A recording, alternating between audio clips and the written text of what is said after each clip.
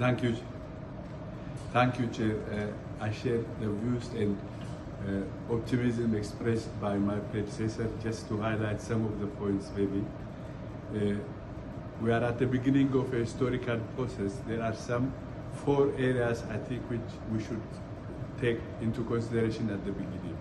The first is the recognition that the international tax system is broken, not fit for purpose, and it cannot be fixed. It has to be overhauled. The second one is the urgency of the reform.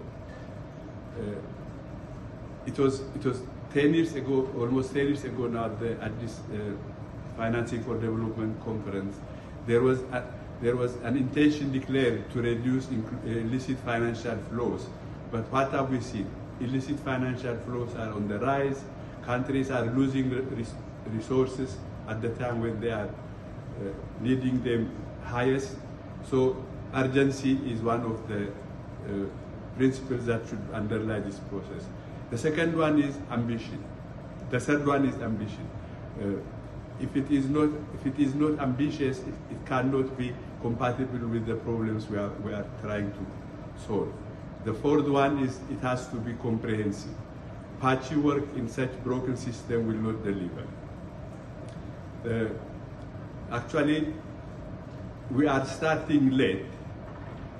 Had this process begun when the G77 countries were demanding a UN tax body at this conference, maybe we could have advanced it, we would have reached another point at this time. At that time, some countries blocked this process, but to make OECD responsible for the reform of international tax rules without any legitimacy, without any mandate. But OECD has not delivered. Nobody would say, if OECD had delivered and to say, here it is, we would have gone to it and benefited from it. But even its own members, for example, the US has not signed the minimum standards.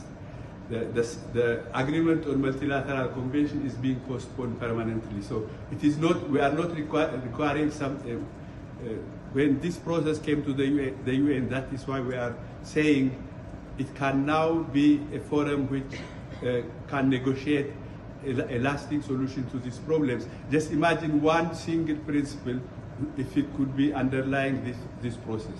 No country should have tax policies and tax practices that will undermine the revenue of another country. If the international tax system was to be based on this principle, it will not be, tax dodging will not be incentivized. Illicit financial flows will not be perpetrated with impunity.